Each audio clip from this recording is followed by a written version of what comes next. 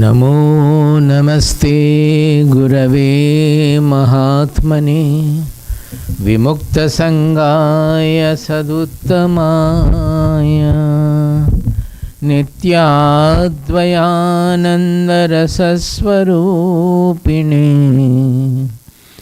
भूम्ने सदा पारदयाम्बुधाम्ने नमस्ते नमस्ते विभो विश्वमूर्ति नमस्ते नमस्ते चिदानन्दमूर्ते नमस्ते नमस्ते तपोयोगगम्य नमस्ते नमस्ते श्रुतिज्ञानगम्य नमस्ते नमस्ते तपोयोगगम्य नमस्ते नमस्ते श्रुतिज्ञानगम्य।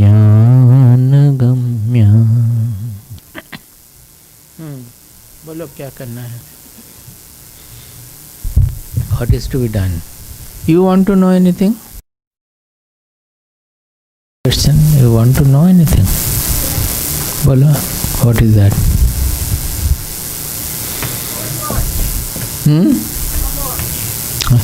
No, not this. What do you want to know?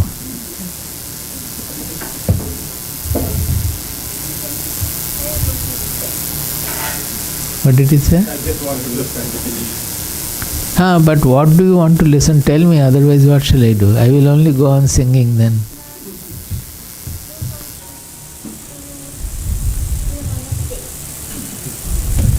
Namaste. So I will again say Namaste. That I can do any number of times.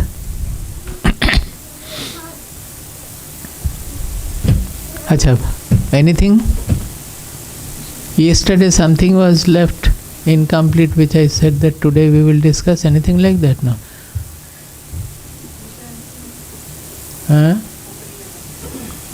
If they say, I am not asking to... nobody wants to say anything. Why don't you announce? Tell something welcoming. I don't know you also, na? What is your name? Arthur. Arthur. And your name? I have seen you earlier.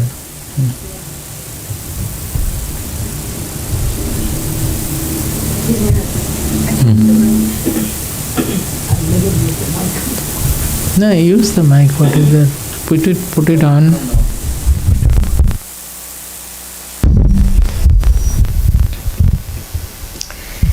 My humble pranams at the lotus feet of Pujya Swamiji.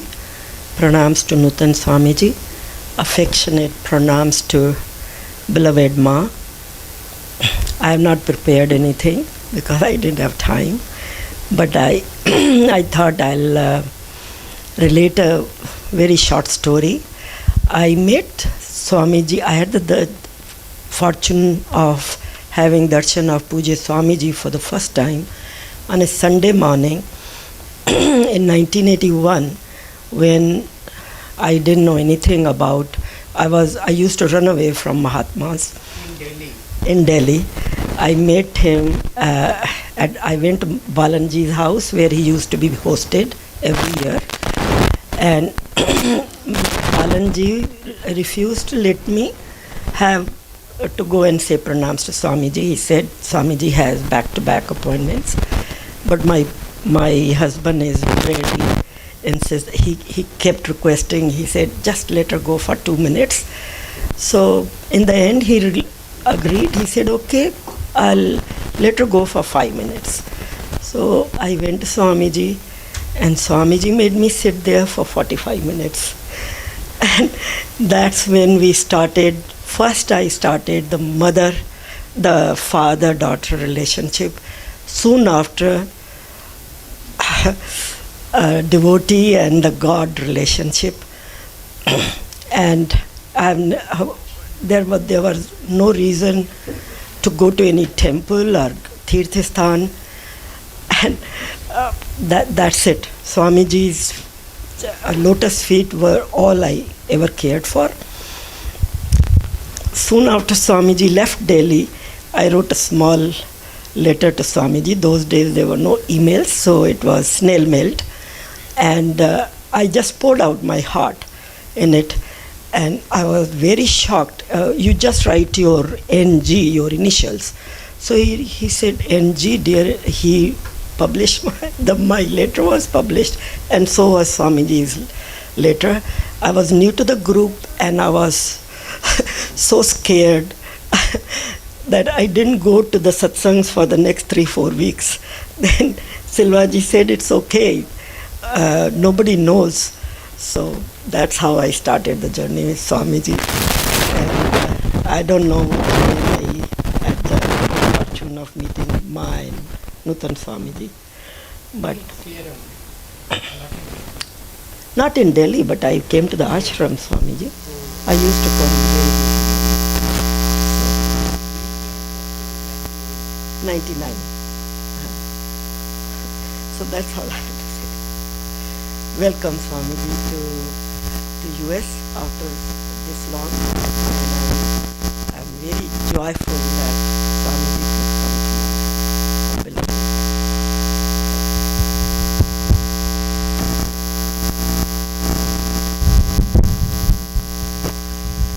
98 when we came, I remember, it is coming to my mind first, that it was very enjoyable to travel with them because Nishaji and her husband Premji would drive 2 different cars, and we will be people, myself, Swamiji, Ma'am, we will be in one another.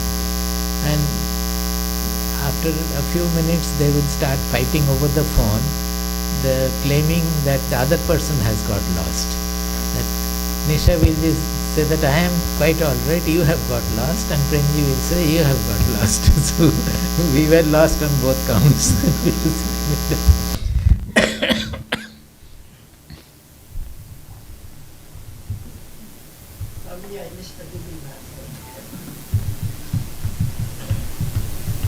Those days Google Maps were not there.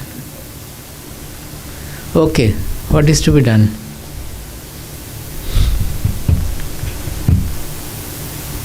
Where is Venkat? Who are you? No. Huh? Yes, my name is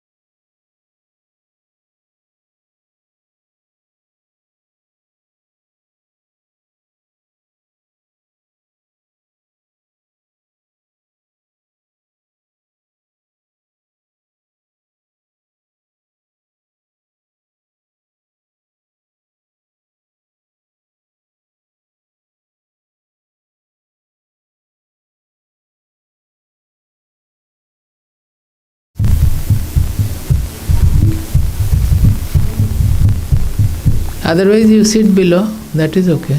Sit on the carpet, there.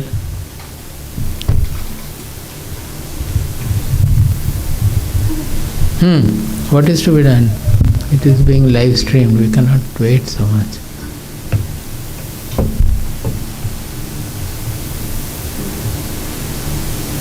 Mangala, any question? Yes, I have, but I thought I'll give others. No, others are not saying anything because time is passing. Please use the microphone.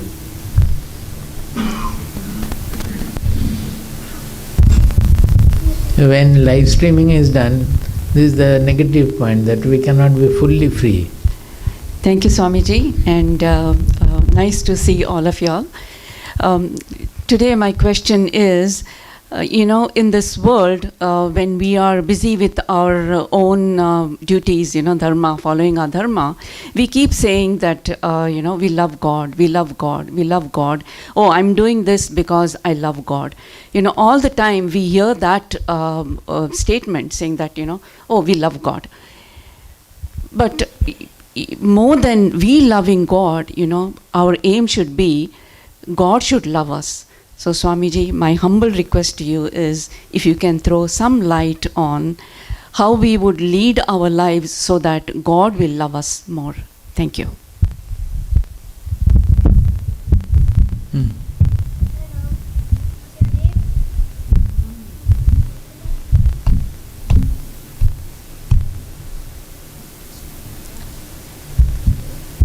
First of all, God is only loving us, always loving us. But we are not able to understand that love because we want God to love in our own manner. That is, whatever our desires are, if that is fulfilled, then we think that God is loving us. If our certain desires are not fulfilled, then we think that God is not loving us.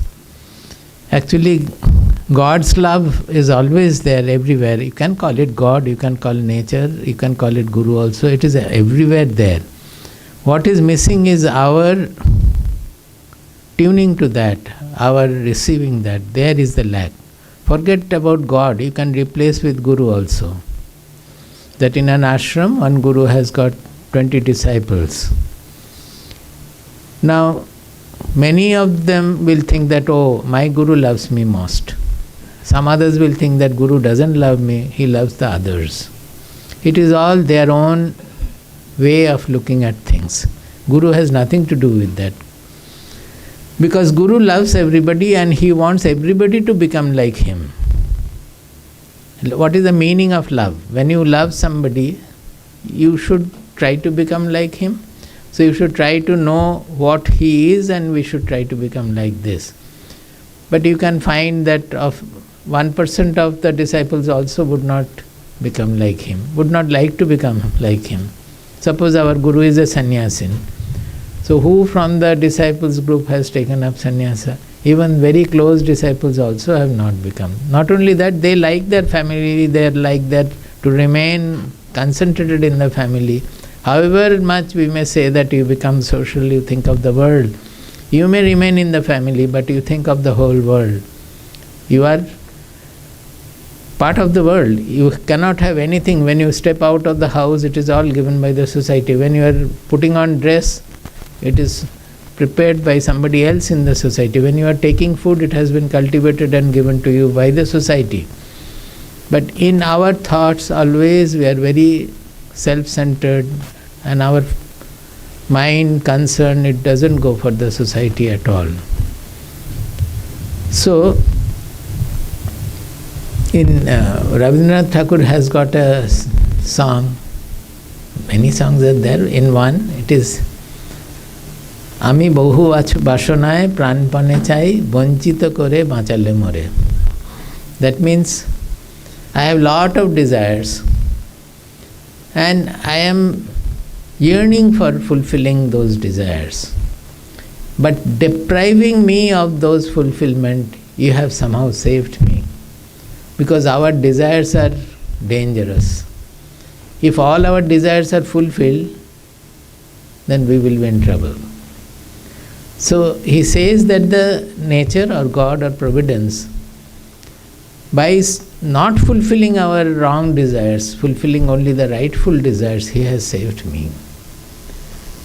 How does it happen? If we love God, whether it is we are loving God or God is loving us, God is always loving us. The God's love is always freely flowing everywhere. We are not able to receive it because of our own constrictions, because of our own impurities. We are neither able to know it nor able to receive it in full. So our concept of God needs to be corrected, and that is what we do in spirituality.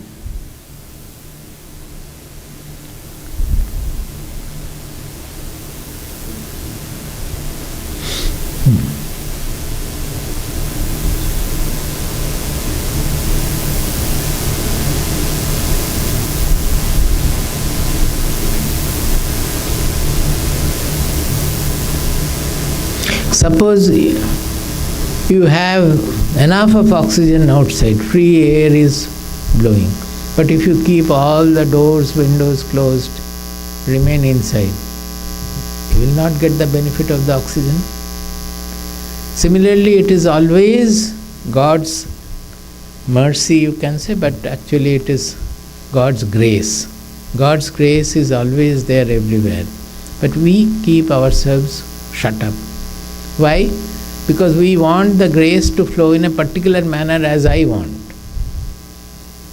That is, we want something which we want with our very closed up, constricted mind. And if the grace doesn't flow in that line, then we don't accept the grace. Another, because of the question, I have to quote many from Rabindranath Tagore. Another, he is saying that the one person, he is praying that, oh God, I have been calling you from my childhood. I have been calling you earnestly. Will you not come to my house? Will you not come to me? But see that there are many curios kept in my drawing room. When you come, nothing should get tarnished or nothing should fall off by your touch. Do you get my point? So the curios as such, when we are entering, where in the drawing room there are a lot of curios, we want God not to hit any of them. Actually it is inside. The curios are in our mind. That we have lot of preconditioning, lot of pre-developed ideas, lot of likes and dislikes. So when God comes, it will be much more like a hurricane. All the impurities, all the personal partialities, likes and dislikes, all will be going away. But we don't want to leave them. That is why we don't get the God's grace or His arrival. Does it answer your question? This one I think is better, no? Yeah. So what are some of the efforts we have to do so that we can open our windows so that sunrise comes? The simplest thing is to love everybody, have an expansive mind, always have noble thoughts. Love everybody means what? You have to become very liberal in all sense. Our liberality is not that the moment we say liberal, we think that we are talking about financial liberality. That is the most grossest liberality. But let us think that when we see somebody's some quality, good quality, virtue, we are not even liberal enough to praise, to appreciate. If the person I do not, if it is my son or my daughter, we will further enhance it. Not only appreciate it, we will speak more about it. But if it is somebody whom I do not own up, then his or her virtues also we are not able to appreciate. That is what is meant by the lack of liberality or constricted mindset. In Bhagavad Gita, the second chapter, 7th shloka, Arjuna is saying, Karpanya dosho apahata svabhavaha pritchami tvam dharma sammudha chetaha yat shreyasyat nishchitam bruhi tanme shishyasteham shadhimam tvam prapannam. It's a very, very important shloka in Bhagavad Gita. Without this shloka, Bhagavad Gita would not have proceeded. Because Arjuna was a friend of Krishna throughout. Never accepted him as a guru or a teacher or a mentor. He was a friend, equal. Here also we will find that in the first chapter of Bhagavad Gita, it is not Krishna preaching Arjuna, but Arjuna preaching Krishna. That is why Shankaracharya has not commented on first chapter. He said that it is all the delusive statements of Arjuna, delusion, statements of delusion. But actually it is preaching Krishna, saying that we are doing a great sin. We are going to kill our own people out of greed for Rajya Sukha Lobha, as I said yesterday. Now, after he cried and did and this and that, then only Arjuna came to sense. Then he said that, "Oh Krishna, I am haunted by a constricted mindset. Karpanya dosho apahata svabhavaha." Karpanya means Kripana. Kripana means whose mind is small. Kripana we can say miserly, but it is not only financial sense.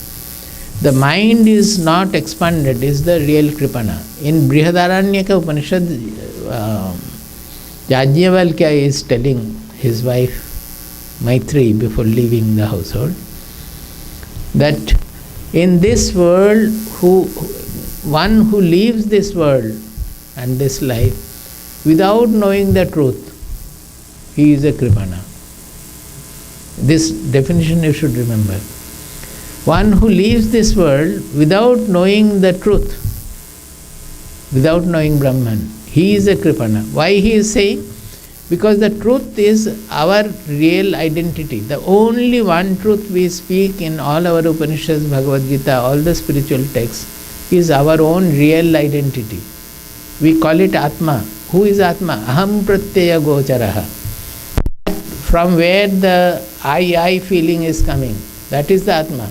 But we think I is that small, our body mind, limited personality, different from all others. I am this, I am that. That is the real I. The whole spirituality is to know what is that real I. And that is not body mind limited I. That I is same for everybody. So the whole spirituality is to take us from the small concept of our own identity to an universal concept of our identity. Now, when you own up the whole universe, you feel that I am there in everybody and everybody is there in me. Is it not the greatest possible expansion? And that is what we really are. That is how our identity is. So, without knowing our universal dimension, am I clear if you say universal dimension? This is our dimension, our real dimension. Now, if we leave our body without knowing our universal dimension, then we leave remaining small. That is why he says that anybody who leaves this world without knowing the truth is defined as Kripanaha, is as a constricted person. So Arjuna is saying, Karpanya dosho apahata svabhavaha. I have understood that my mind is constricted. I am not able to understand your advice because I am listening to you, but I am not able to understand the large mindset which is necessary to understand your concept. Prichhami tvam dharma sammudha chetaha. Earlier, little before, he was preaching Krishna that this is bad, this is sin, this is punya, this is papa and all. Now he is saying that because my mind is constricted, I am absolutely deluded about what is dharma and what is adharma. Because my concept of dharma means what we are supposed to do, and adharma means what we are not supposed to do.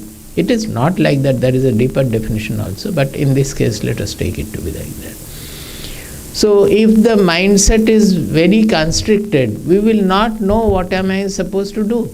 Every day we are so many times we have to take decision, is it not? About even replying somebody or helping somebody or putting up a case in the court also, we have to take decisions. Now if our mind remains constricted, selfish, self-centered, then we will not be able to take the right decision, correct decision and enlightened decision of every point. So he says that I am absolutely confused about what is dharma and what is adharma. Karpanya dosho apahata svabhavaha prichhami tvam dharma sammudha chetaha. So because of that I am asking you, because I understand that I am not able to decide which is my dharma, which is my adharma. Yat shreyas yat nishchitam bruhi tanme. Please tell me where lies my shreyas. Now this I had explained in the first two lectures that in Kathopanishad it is very well explained that always there is a shreyas and preyas. Preyas means which will be pleasant for us. Suppose I like some food, which I would like to taste more and more, but it is spoiling to the health. But even then we go on doing. That is the prayers, because I like and I enjoy that. But it will take me away from the ultimate auspicious goal. Whereas shreyas is which may not be immediately pleasant. Sometimes it might be, but generally it not be. But which will take me to the ultimate auspicious goal. Suppose a boy like this, who doesn't want to study, I don't know, I'm saying, who doesn't want to study, he wants to play. Now, if he goes on playing, will he not be getting away from the ultimate auspiciousness? He won't get any degree, he won't get any job, he will start suffering from whatever, people will not regard him at all. But he likes to play. For him, prayers is the playing is the prayers. But the parent's duty is to put him from prayers to shreyas, that you study and you will understand. Now somehow we put him into the discipline of studying, the grammar, the language or whatever. And after some time, after 4 years, when you are finding that he is reading some books and all, if you ask him that, can you tell me, my dear Kairava, that earlier you were liking only to play, and now the whole day I find you are reading Enid Blyton or whatever, the books you are reading. So that was a freedom you wanted, that always to play was, your freedom lay in playing, but we forced you to study. Now that you have studied the language, have you not got a freedom in the world of literature? The whole literature is, otherwise you would not have been able to read what you are reading. So by disciplining your mind, taking it away from sacrificing your games, you have been put on studies, and by that, what has happened? You have gained the freedom in the world of literature. So which freedom is greater? So always there is a shreyas and a prayas. Prayas means whatever is immediately pleasant. Then I will not be able to speak. Then you go piche baba. I cannot speak like this. Unless you keep quiet, sit. See, in Malaysia we found about 8 to 10 children of less than your age and more than your age. Whole series was there. Swamiji went on talking and taking class for 4.5 hours. Not a single movement was there. All are children like you. Anything can be done. Otherwise you go behind. There, you sit there. Because I cannot speak like this, always in front you are moving.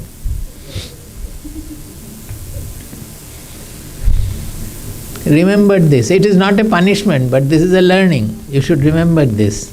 If you want to have the higher knowledge, you have to be disciplined. This is another shreyas and prayas. So he says, Yat shreyas yat nishchitam bruhitan me. Krishna, you tell me where lies my shreyas. Is it in fighting the war or getting away from the war, as he suggested, that taking up sannyasa, bhiksha vritti, that is begging alms and living in the forest?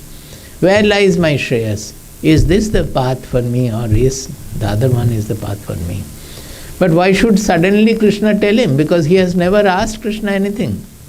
All along he has been equal. He has never asked any advice from Krishna. So the last line comes because of that. Shishyasteham. This is the first time he is saying that I am not your friend. I am your disciple. Shishya means shashta. It has come from one who takes the discipline given by the teacher. A guru and a disciple, shishya and a guru.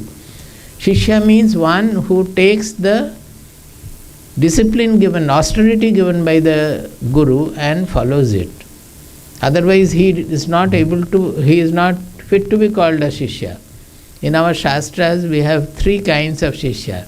Uttama, Adhama, Madhyama. Uttama, Madhyama, Adhama. Uttama shishya is, he will, see, our shastric examples are all based on Gurukulam. That is, shishya means who is staying with the guru, as we are staying with our guru. They are also she, not they, staying with the guru. So there, shishya Uttama Shishya means the best disciple is one who will know what the Guru wants without Guru's telling. Suppose Guru is needing water, he or she will bring the water without, Guru doesn't have to ask for it. Or suppose some correction is needed to be done. Just being present in front of the Guru, the correction will dawn in her mind. Guru doesn't have to say that you do this, here is your mistake or so. I think Miru will often ask me that, tell me where am I to improve? I will not say. Why should I say where one has to improve? You have to understand where you have to improve. Without telling, the Shishya should know what am I to do. So such a Shishya is called Uttama Shishya. Madhyama Shishya is that he doesn't understand, but when the Guru tells him that you do this, you do that, he does it. So he needs the telling and then he does it. Adhama Shishya is that even if the Guru says, he refuses to do. That is the lowest kind of Shishya. So we have added to that one, which doesn't come under the Shishya category, that is one who does the opposite of what the Guru says. So he is not a Shishya, but we find quite a lot of Shishyas like that, who will do just the opposite of, like in Sri Ramakrishna's case, Hridaya, Captain, they were all Shishyas like that. They used to do the opposite of what Ramakrishna they wanted. So he says, Shishyasteham, I am your disciple. Shadimam, you give me the shasana, you give me the discipline, you give me the austerity to be pursued. Tvam prapannam, this last word is very important. Tvam prapannam, I have taken refuge in you. This prapanna means I have taken refuge in you. When the disciple takes refuge in the Guru, then Guru cannot deny. It becomes his bounden duty to guide the disciple. But one may say that I have taken refuge in you, then also need not follow. But Arjuna, if you read Mahabharata, you will find that Arjuna followed. That if you go into Mahabharata, every day after the war, what was happening in the camp, when the brothers have come back to the camp, you will find how Arjuna was following whatever Krishna used to say. Whatever he would say, whether he will not analyze that, no, this is not that, I will not do, why not I do this, no question. I am thinking like this, but Krishna, if you say that, I will accept. And he used to do, exactly, right then he used to do. Yudhishthira could not. You know that Ashwathama Hatha iti Gajana. So Yudhishthira was not that kind of an Uttama Shishya as Arjuna was. That is why the Gita was given to Arjuna, not to Yudhishthira or anybody. They did not need it that way. Everybody needed it, but they did not ask for it. So, why did I say all these things? Where from did it take? The grace of God. So it is actually depending on where you are taking refuge. That means to whom you are surrendering. To say that I have surrendered to God is very easy, because God is not a personality who will tell you, no, here you have not surrendered, or you are doing because you love this. Actually, it is not my will that you do it. No God is going to say anything. So whatever he wants, see, even in offering God, we think that here what is the offering given? Laddu. People have different. In South they will give Nayappam. In North they will give Laddu. In Bengal they will give another kind of things, Rasgulla or something.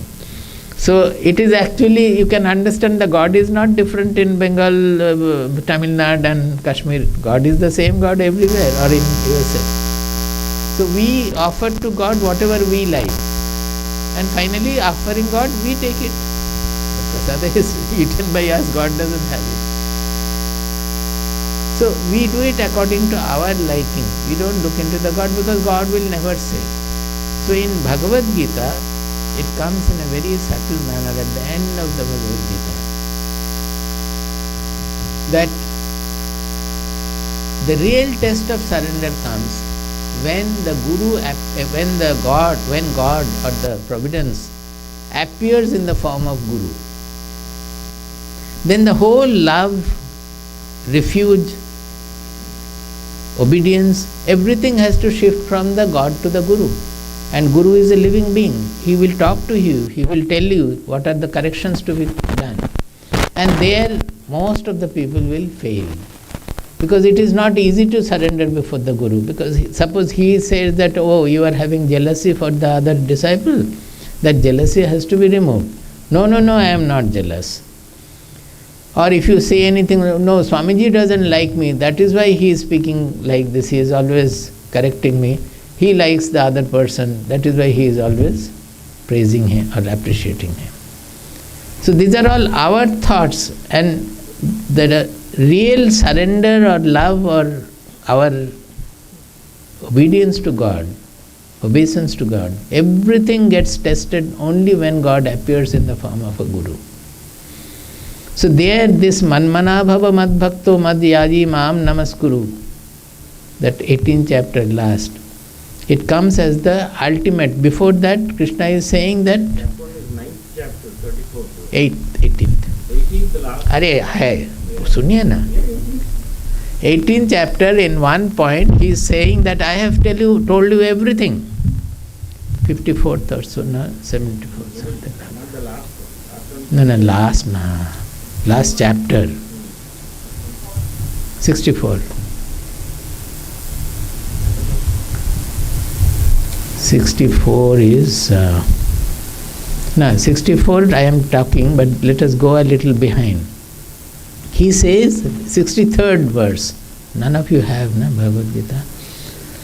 Iti te jnanamakyatam guhyat gushyataram maya vimrishyaitad asheshena jathechasi tatha kuru. It's very, very important verse. We have to go into the meaning of it. He says, everything he has told about this yoga, that yoga, what is the ultimate yoga, everything he has spoken of. So he is saying, iti te jnanamakyatam. I have told you all the knowledge that is given in the scriptures, in the Upanishads. Gushyat gushyataram maya. Gushyat gushyataram means it is a superlative, it's a comparative degree. Gushyataram means from the very secret to the more secret. Gushyat gushyataram. Everything is secret, he has told in the chapters. Secret thing I will tell. So I have told you the secret and more secret than that. Deeper secret than that. Everything I have told you. Vimrishyaitad asheshena yathechasi tatha kuru. You think about it, whatever I have told in these chapters, you think about it, and very important, yathechasi tatha kuru. That means whatever you feel like after that, thinking about it, whatever you feel like, you do. That means what? The judgment is still left to Arjuna's intelligence. That I have told you all the knowledge, everything is given. You can now think over, and in the war, will there be time to analyze and think whether I have understood correctly or this or that? There is no time. You have to act. So he says that after that you decide whether you are going to fight the war or not. You have been telling that, why are you making me fight the war? If this is the highest, why don't you allow me to go for the highest thing? Now here he said that, this sloka, that everything I have told you, the secret and the more secret, everything I have told you. Thinking it well, you do whatever you think to be the correct. Then go to the 64th. This is extremely important. Sarva gushyatamam bhuyaha shrinume paramam vachaha. Now it was gushyat gushyataram, comparative. Here it is sarva gushyatamam. That means no greater secret is there than this. Again you bhuyaha. Why bhuyaha? Because he is citing that it is in the 9th chapter. There he said this again at that point. So that is why he is using here bhuyaha, that I have already told you sarva gushyatamam, but I did not tell you that it is the sarva gushyatamam. Now I am telling that this is the supermost secret, sarva gushyatamam. Shrinume paramam vacha. Listen to my supreme words. I have nothing more to say. I have already told you, he said, and you do whatever you feel like. But now again I am saying that again I am telling you the supreme word, and it is the super secret, the highest possible secret. Why should I tell you? Ishto sime dridhamiti tato vakshyami te hitam. Because Arjuna, I love you. You are my most favorite student. So wherever lies your ultimate welfare, for your welfare I have to tell you. That is why I am telling. Normally he will not tell. Here he has got a disciple who will follow his words. And he is saying, Krishna is saying, Ishtosime, I am fond of you. But actually it is because of Arjuna's qualities that Krishna is becoming fond of you. He was not fond of Yudhishthira, although Yudhishthira had much greater qualities in many ways. He was not telling him the Sarva Guhyatamam Satyam. Hey. Then he comes back to that which he had uttered in 9.34. That is 9th chapter, 14th verse. He has said, Manmana bhava mad bhakto mad yaji mam namaskuru mame vaishyasi satyam te pratijane priyosime. That he is saying that everything I am there and your mind you give to me. That means everything, whatever I am saying. The further is Sarva dharman parityajya mam ekam sharanam braja. This is also very important. Sarva dharman parityajya. So far there were many dharmas. You have learned the dharmas. You are telling me that this is right, this is wrong. Why are you asking me to do the wrong thing? All these things. All the moral codes of conduct which we generally follow in our life. You have to forego all of them. Why? Otherwise you will apply your mind and know, Krishna, whatever, you will ask your Guru that what I am doing, you are asking me to do, it is not right. I will not do. The full refuge will not be there until you completely surrender. Mam ekam sharanam raja. There is no that, well, I will listen to my Guru, but when I am in trouble, I will go to the astrologer or go to the temple or go to the king or go to the prime minister or president. No. Mam ekam. Only you have to listen to me. That the surrender means that. And I will look after all your welfare, whether you are not becoming sinful or no sin is committed by you. So the code of surrender, it is extremely subtle and extremely important.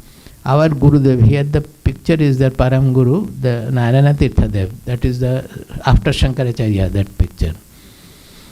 Our Baba Guru, the fourth one, he had once gone to see Narayana Tirtha Dev. Narayana Tirtha Dev, his ashrama is in present Bangladesh.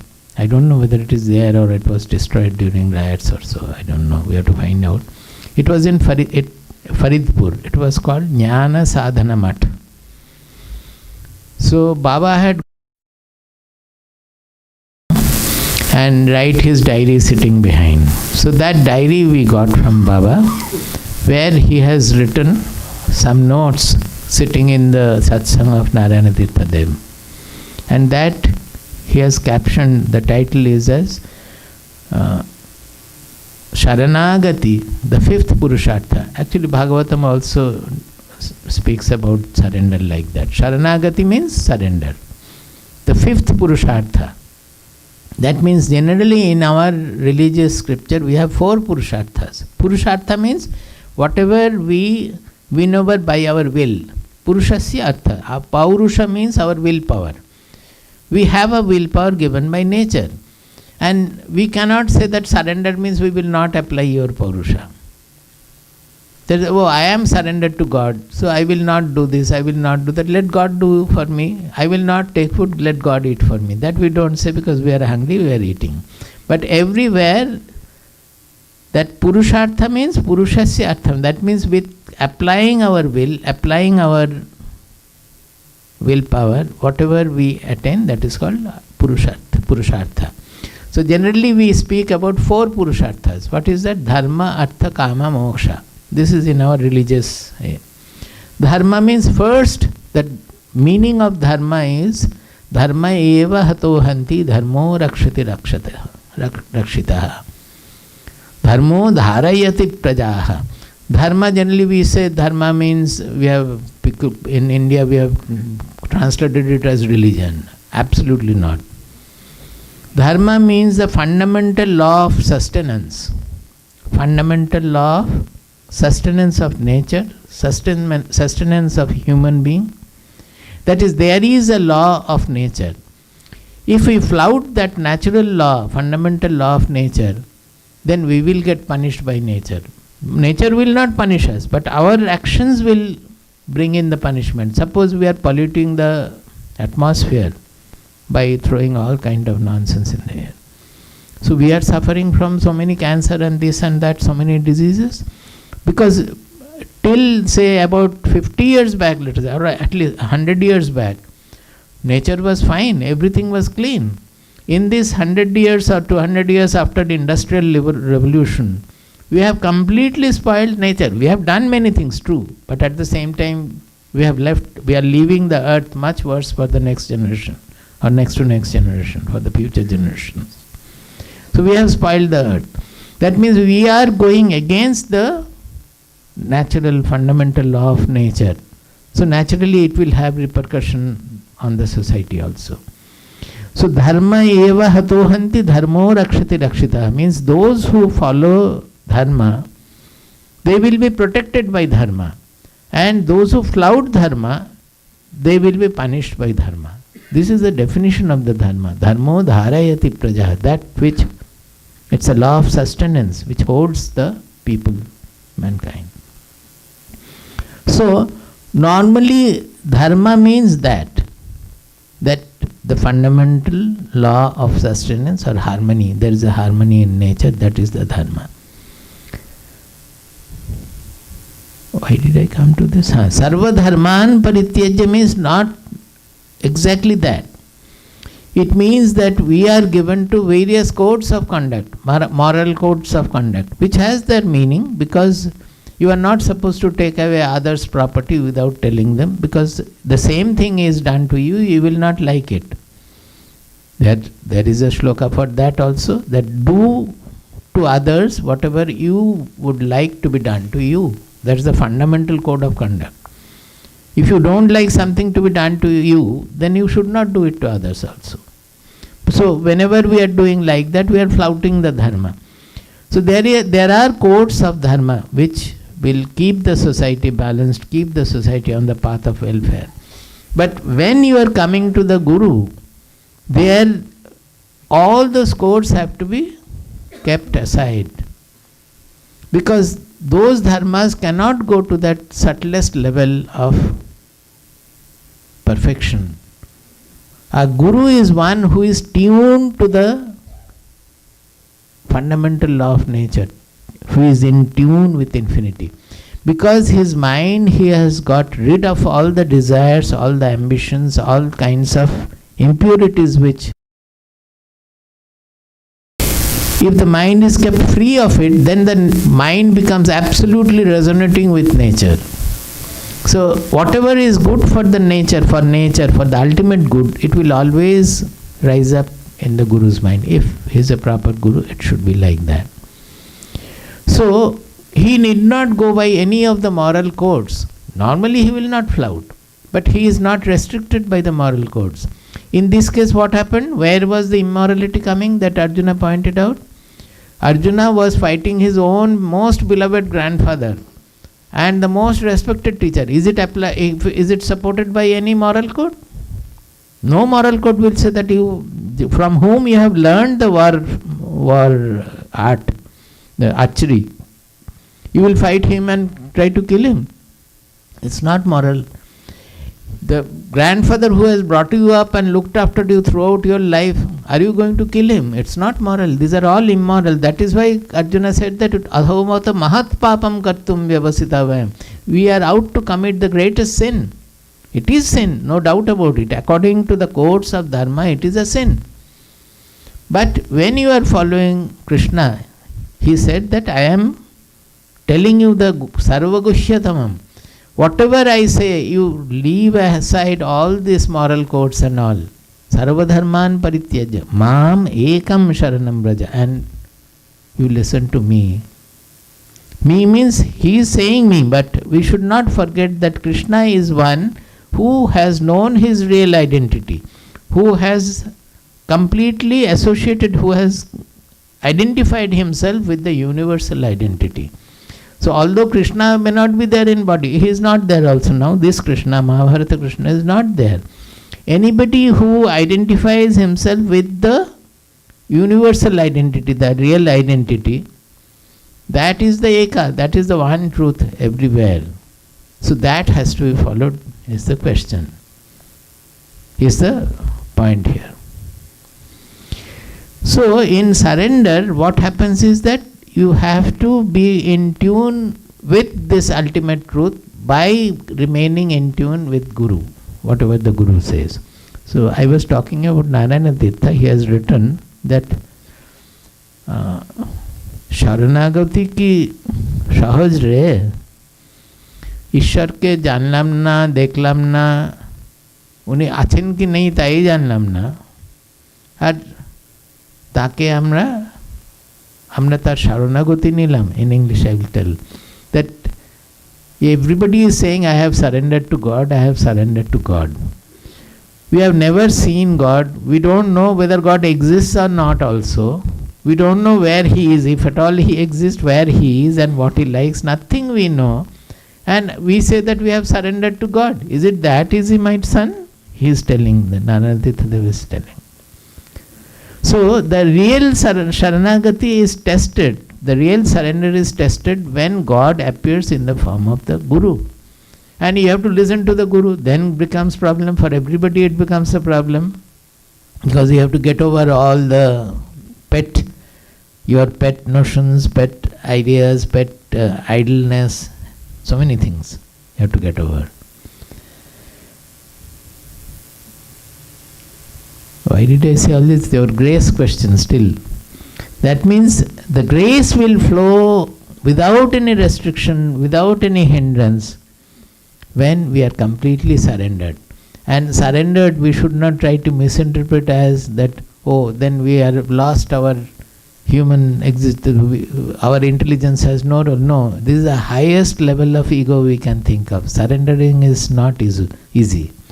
Only a hero can become zero, as our Baba used to say. That is, it needs the greatest courage, alertness and power to surrender all our likes and dislikes. Surrender means surrendering our likes and dislikes, preferences and prejudices, clinging to what I like and hating what I dislike. So that surrender people cannot do because of their ego. To efface the ego, to get rid of the ego is the greatest ego. That is also ego with which we have to do and then finally drop it. So grace of God is always there. We have to open up by surrendering our ego, surrendering our ragadvesha, our clinging to what I like and hating what I dislike. That makes the door open. That lets the door open so that the grace can flow without any hindrance. Is it okay?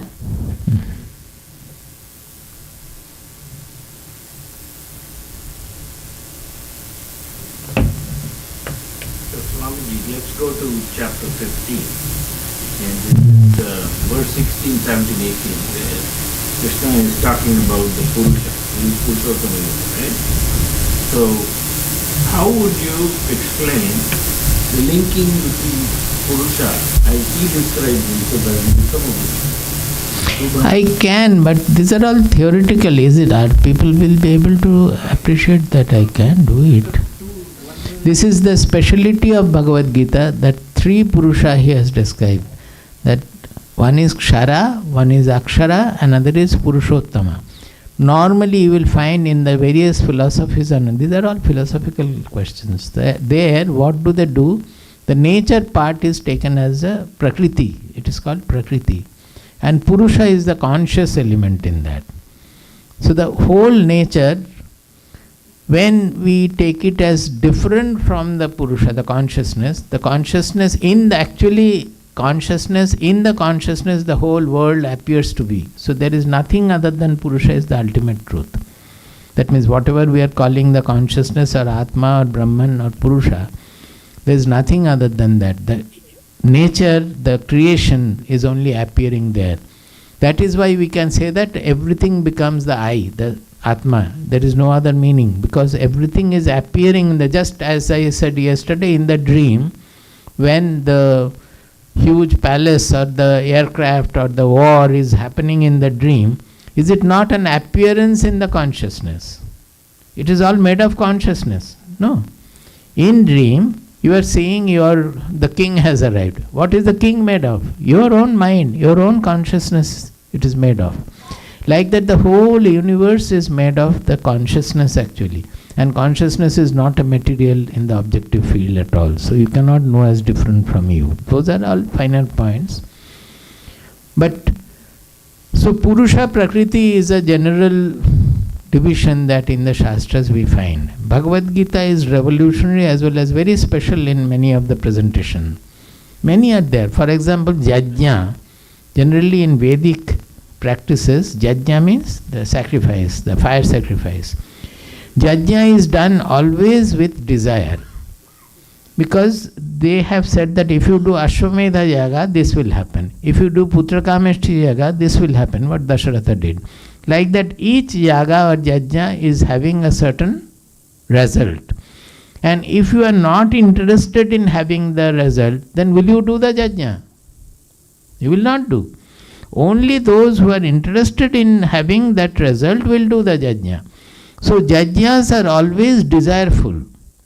Out of desire we do. And Krishna has criticized, the Kathopanishad, everywhere it is criticized that it is out of desire that we get bound by these rituals and all kinds of rituals.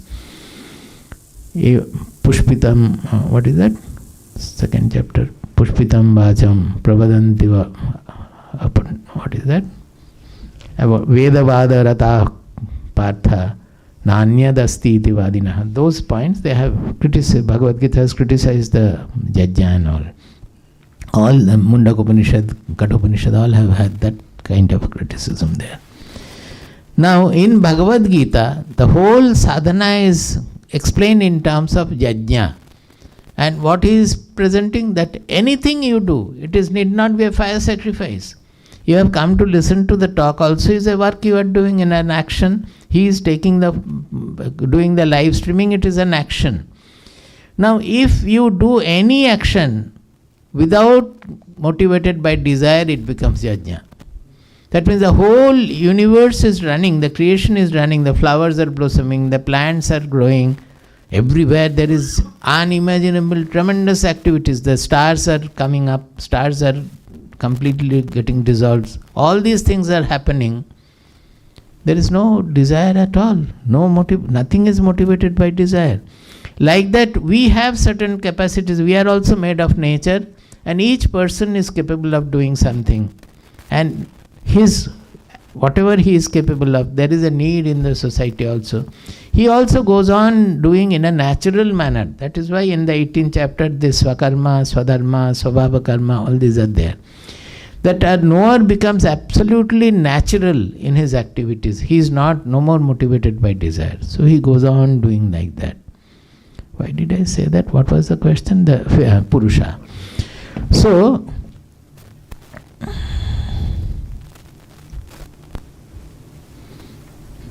why did I say this? How do you equate Purusha to Brahman? So, the Purusha never does anything at all. It is consciousness. There is no question of action because this consciousness is not in the objective field. The outer, inner, everything is appearing in the consciousness. So whenever there is any activity, either it is creation or inside creation, it is part of nature. Now, in Bhagavad Gita, you will find it in the 7th chapter, 5th verse also, where he has said, I will not go into the Purusha, when it is manifesting the Prakriti, Bhagavad Gita calls it also a Purusha. Because without the consciousness is the ultimate building block of that. If you consider it to be a material, it's not a material. But the creation is appearing in the consciousness. So that Purusha sometimes is manifesting as the imperishable, as the perishable nature. That is, everything in the universe is changing. The Purusha itself is appearing as the changeful universe. Then it is called the Sharapurusha. Kshara means changeful. When the consciousness is appearing as a changeful universe, it is called Sharapurusha, because it is the Purusha only, nothing else is there.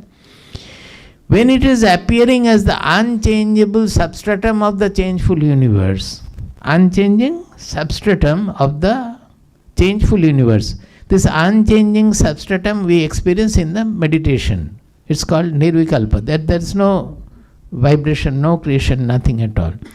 Then it is called Akshara Purusha. That means Akshara means imperishable, undecaying, unchanging Purusha. So that is also Purusha, this is also Purusha.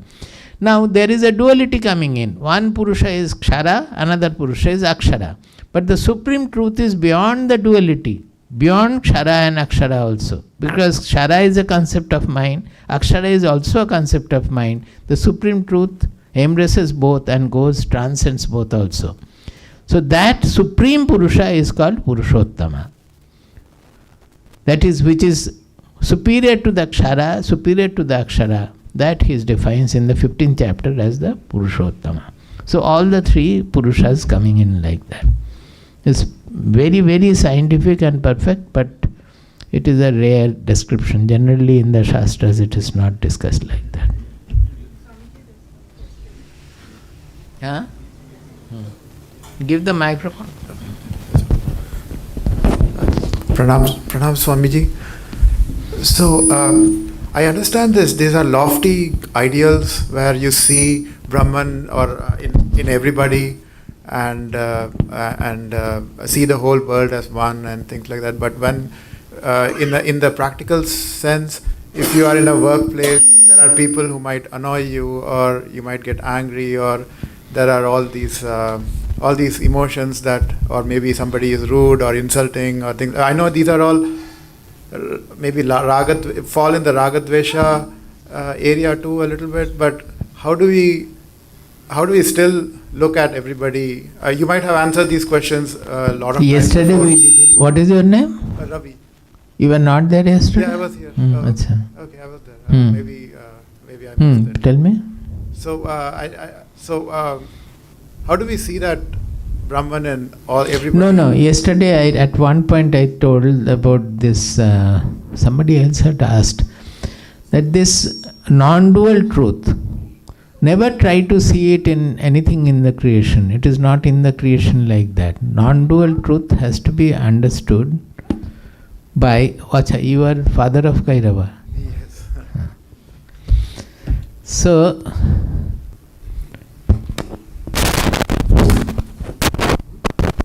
I will tell you something, but you have to be very, very attentive to. Why do you come a little this way? It's almost like a highest truth in a way, but you have to understand it. That one thing is to know about Atma, Brahman, etc. Whenever our whole Shastras are discussing what is Atma, what is Brahman, thousands and millions of shlokas perhaps, they are discussing only this. But the fact is that this Atma and the Brahman, they are all not different from us.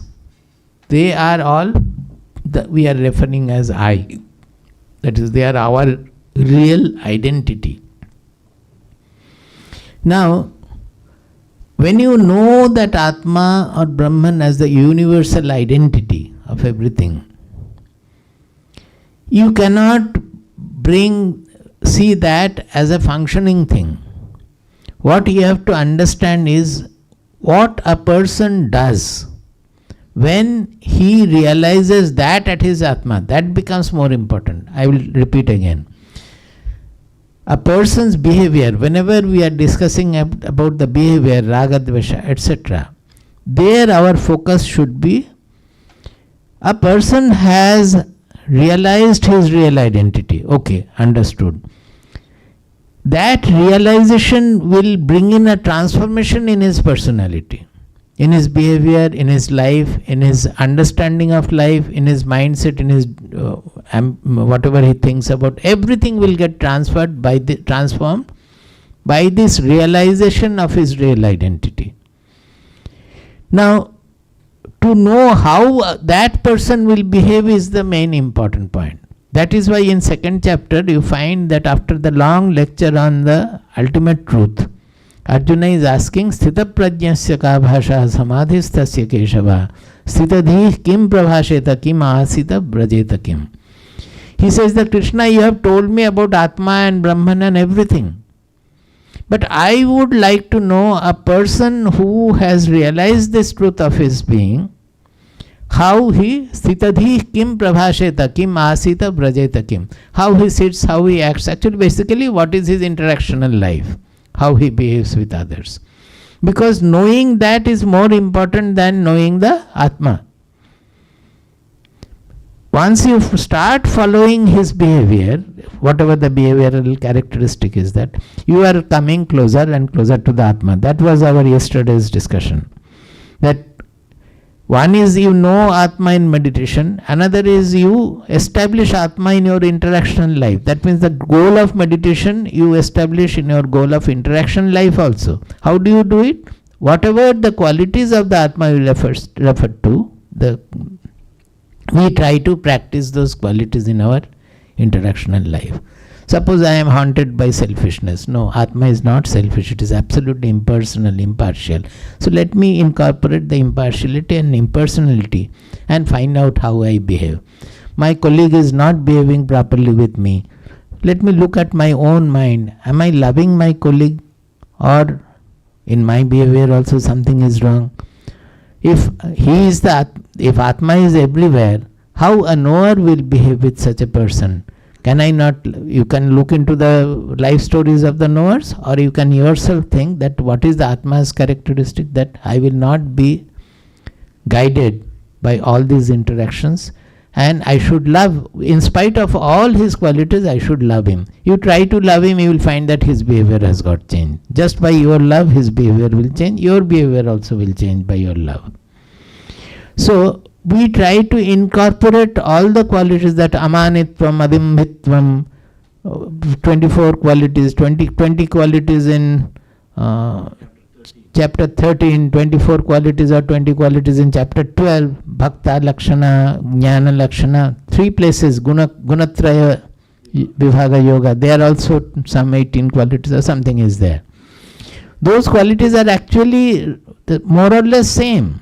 They are referring to a person who has transcended the constricted mindset. The constricted, selfish, small mind, those who have they have transcended, they will have these qualities. You go to 13th chapter, 12th chapter or 14th chapter, it's more or less the same. So those are the characteristics of a person who has realized his universality of the Atma, that everything is same. Now that everything is same, you cannot see in the world at all. Unless you see the differential picture of the world, you will not be able to act in the world. Will you be able to take food? You are thinking that this is my food and it is different from me. That is why you are eating. So by thinking that that is also Atma, you understand, you can extend it to any level. No behavior can take place if you introduce that Atma everywhere. Atma everywhere, when you realize that it is the same Atma which I am referring to as I, in that the whole world is appearing to be.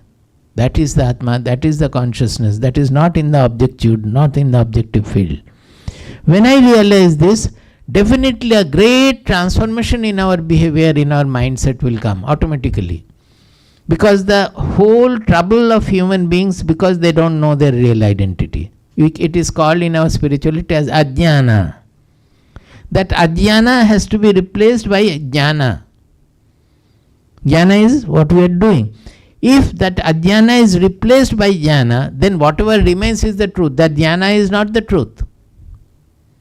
Jnana, whatever we are calling, It is the opposite of ajnana. By applying jnana, we are removing the ajnana. By applying jnana, we are removing the ignorance. When jnana removes ignorance, we are clearly, our real identity becomes transparent, becomes visible to us.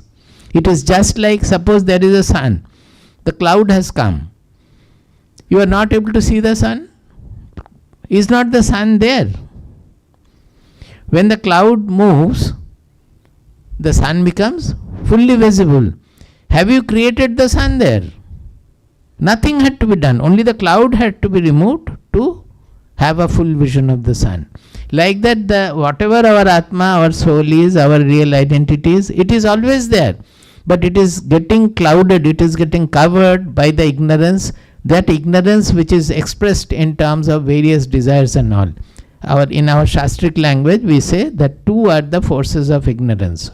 Ajnana has got two wives. What is that? Wives are not always causing disturbance, but they are the same. One is the Avarana Shakti. They are power. That is why we are comparing with wife, because they represent the mother, the force of nature. Avarana Shakti, another is Vikshepa Shakti. The two Shaktis of Ajnana are Avarana and Vikshepa. What is Avarana? It is only covering your real identity.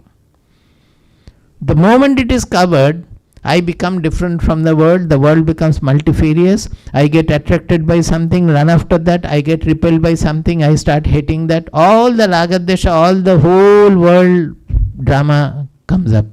That is the distraction, vikshepa. First the truth is covered, the moment our true identity is covered, immediately our mind starts getting distracted, desire, raga, dvesha and all that. So, actually the knowledge is only to remove the ignorance. When the knowledge removes ignorance, whatever is the truth, that remains. That cannot be expressed by anything at all. So, that experience of the truth, that one who has realized the truth, automatically it will have a revolutionary effect on his mindset. Is it not? All his smallness, all his small desires, and basically it is desires, raga, dvesha, everything will go basically. So those changes will be reflected in his behavior. Not that for him the world will become flat and space only, nothing else. Then he will not live, he cannot live in that world. Ragadvesha viyukta istu vishayan indriyescharan. Yesterday also I said, Atma vashair vidheyatma prasadam adhigacchati. When that ragadvesha goes, by seeing this jnana surya, or our real identity by the jnana surya, which is illumined by the knowledge, then he attains placidity of the mind. With that, mind is not limited by likes and dislikes and all. And does it answer your question? But inside us we can get the transformation, but let's say that is the other person does not... You will have your own way. People misbehave with us quite a lot. Ashram is a ground for misbehavior. We say that normally the grihastha life is fighting from within the fort. Even Ramakrishna Dev said it. In the fort you are protected, and from inside you are shooting the enemies. Ashram is you are just standing on the open ground and you have to save yourself. So the troubles are much more in an ashram than in a household. And in household you are only a family of 2, 4 or maximum 6, is it not? And all are having the matrimonial and more or less same economic level, same educational level, more or less, is it not? In the ashram, we belong to one belonging to Gujarat, one belonging to Tamil Nadu, one from Kerala, one from Malaysia, one from USA, and they are all from different educational background. Some are doctors, some are unpad, uneducated also. So many things are there, and they are having different social background also, and they are all living together. We are not thinking actually. Can you not understand that how difficult will be such a community life where people have all come from different places? It is becoming possible only because of their Guru orientation, that they are all anchored in the Guru. They are all having Guru Bhakti. If they don't have the Guru Bhakti, they will not be able to stay. It will immediately disintegrate. So even by delusion also you have to create some Guru Bhakti there. Without that the ashram cannot have the integration. It will lose its binding force. Guru Bhakti is the gum there, the binding force of a community life like an ashram. The difficulties are much more there. There will be clashes, there will be difference of opinion, there will be lot of ego clash, this, that and all. And taking that advantage, people will come from outside also creating lot of, because generally the ashramites will be a little innocent like. Whoever comes, theek hai, aa jao, whoever comes. Till he creates such a problem that everybody is in trouble, nobody will ask them to go.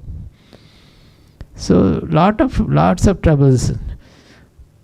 We had some Russian spy visiting our ashram. We had some CIA agent visiting our ashram, creating problem. We had some semi-mad people creating problem. We had some sannyasin who had become mad, creating problem. So we are all welcoming always all those developments. So there is a way of living joyously in that also.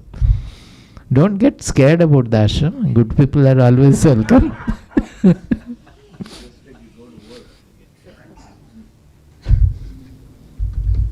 who solves the problem? Huh? Who addresses the problem? Everybody will have to address. It's not one-man job. See, when suppose two brahmacharis, they are not able to accept each other, constantly having difficulty, and each is pointing out the defects of the other. Then our argument is that, don't you see that Swamiji is accepting both of you? Do you think that you are absolutely pure, but Swamiji has accepted you? And Swamiji is accepting other person also. When Swamiji has accepted both, can you not accept each other? This is a thought process which they have to work on and finally work. That is, seeing Swamiji loving everybody, we should learn to love everybody. That is what I was saying, that seeing the knowers' qualities, they have to imbibe those knowers' qualities to grow. This is how an ashram functions. I have written about this in a book on Swamiji, that a great association. The ashram as an institution, how does it function? I am a research person, I am given to research, doing research. So I have gone into the forces, how it is working and all. And I think it has been expressed quite clearly, is it not? I have to advertise my own book, no? Now, when something comes out very well, seeing that we feel happy. It is not that I have written that part. I have written, that's a fact of matter. But when suppose we are speaking, when something is expressed very well in a good manner, then we are the first listener. I am the first listener. So I feel happy when the expression is a proper, brief expression. Is it not? These are not very acceptable words. What is your name? You said you will ask later. Now can you ask a question? This is the last time. It's already 8 o'clock. Huh? I can remove the mask. The microphone. What is your name? You said, forgot. Vineet. Full name? Vineet Singh. Sengar? Singh. UP? Yes. UP Mumbai. I think I had quite a bit of thoughts, it was very nice, because I was thinking and thinking about what you said. One thing leads to another thought. But maybe if I have one question was what he asked, because I think workplace, bullying that is a common question for everybody, but you have to apply it. Yes. That is the answer. You will start getting when you live that knowledge, that you have to apply it in your working life. Then you will find that everything is becoming very easy, facile, and you will improve in your working life also. We generally say a person, of course we say it about meditation, that suppose proper meditation. If you practice meditation, then you will be able to perform in 4 hours what you are doing in 8 hours. I am underestimating. Actually, it is much more than that. Because we do many things which are not to be done. After doing, we think that bekar kar diya. So, you will find that meditation makes you move in tune with nature. So, suppose you have to go to some person, you will find that automatically that person has arrived. So, it saves your time, process, everything. If you are working something, you will find the solution is automatically, in research also, you will find that the solution is flowing in. You don't have to struggle to get the solution. So, that has to be through practice. It has to be practiced in real life. Now, you go on to the next. So, my question would be, I know it might be like a little fictitious, but how do you get a teacher like Krishna? Like, I know he is not here, but... No, you can get anybody like Krishna. You need not get Krishna. Krishna you would not have known or liked also if you had been born in that time. No, Krishna's life you read properly, it's not a good life at all. He was rejected by everybody, he was abused by everybody. Why don't you go to the actual facts? He was not regarded in his lifetime.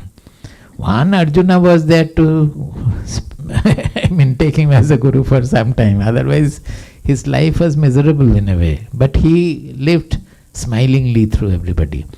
So, in our country, in every era, there has not been a time when there were not people to lead, guide people. That's the greatness of our country. If it had been there, then this knowledge would not have been there now. Because it is not a book knowledge. If you read the Upanishads, you will not get it. It's a knowledge to be lived. It is a living knowledge. So it is like lighting a fire, lighting a lamp. So a person who has lived this knowledge and the fire inside he has made the flame ablaze. He has to light the fire in the next lamp in the next generation. Then the next generation pursues the sadhana, the practices, and makes the fire come ablaze fully, and he will light the lamp in the next generation. That is why we say that it is Guru Parampara. That Guru Parampara is very, very important in our, not only in the spiritual knowledge, in our music, in our art also Guru Parampara is very important. It is our real artists and musicians and all. Music was their life. It is not just we learn music and sing a few songs. It is not like that. Their ultimate emancipation is through music. So the real essence of music they receive from the Guru there. Like that in our whole culture in our country, everything comes down through Guru Parampara, not to speak of the spiritual knowledge, which has to be through Guru Parampara only. Now, what happens is that suppose you conceive of an era when there was either no Guru or no disciple. Proper. No proper disciple and no proper Guru. Then it would have stopped at that point. It would not flow down further. So always there had been at least one disciple and one Guru to keep the stream flowing. So we need not doubt about it. Whenever our mind is ready, we will get the person to lead us. It need not be like Krishna. Because whether we will know Krishna or respect, even in Ramakrishna Dev's life, how many people respected him? 12 of his disciples and another 12 we can say. The rest of the people, many used to just abuse him. Really abuse him. This Hridaya used to say that, to whom you are going? His own nephew. He is a mad person. You come to me, I will tell you all the truth. Girish Ghosh used to behave so much with torture. But he was one of the disciples Ramakrishna Dev loved. So it is not like that. Is your answer that when I'll be ready, I'll get the right? Definitely, it is depending on your yearning that will show where you will go. There are many. It depends on, but it depends on the deepest desires of our mind, deepest yearning of our mind. That is deep inside. You have to look that, am I looking for the truth, or am I looking for some power, some other, the supernatural power or natural power or property or fame or anything. If all these are cleared and I am a pure seeker of truth, then no doubt about it that you will get the proper person. We need not wait for Krishna to come. If he comes also, it will not no use that way. You will never know. One person I know, my own relative, my mama, a little distant mama. Some astrologer had said that his guru will be a Mahatma, will be a Mahapurusha. So all the Mahatmas he used to see, he thought that no, they will not be mine, because my guru will be a Mahapurusha. Just like Krishna, my guru will be a Mahapurusha. Poor man died without having any guru. You see that it's something to be gone into, that how our delusion takes us away. Your guru need not be Krishna. If you are a proper disciple, you will get the thing from somebody also who is not a proper guru. Even if he is not a full realized guru, he will be able to guide you. If you are a proper disciple, he will guide you, and you will find when you become mature, another guru takes you the rest of it. It happens in our many cases. It has happened. The guru is leaving his body. He will say that don't worry, whatever I have given you, pursue. At the right point, take you to the goal. Don't worry about it at all. And it's a fact. Okay, shall we stop? Prabuddham vimuktam vikaraadihinam prasannam sada nitya bodhasvarupam param nishchalam nirgunam sarvarupam bhajeham sada nusmarami pranami.